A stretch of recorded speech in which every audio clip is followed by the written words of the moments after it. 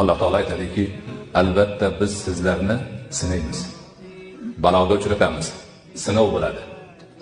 U sinov bir vaqtlarda qo'rqinch bo'lishi ham mumkin, xavf bo'lishi ham mumkin, ochlik bo'lishi ham mumkin, mol mulkda nuqsonga uchrashi mumkin, jonda nuqsonga uchrashi mumkin. Ana ularni demak hammasi mo'min musulmonni boshiga tushishi bor.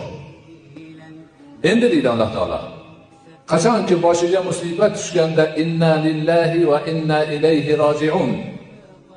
Biz Allohnikimiz, biz yana Allohga qaytamiz deb sabr qilgan bandalarga jannatning va'dasini ber. Ularga Alloh taoloning salovati bo'ladi, rahmati bo'ladi. Ular hidoyat topgan kishilardan bo'ladi.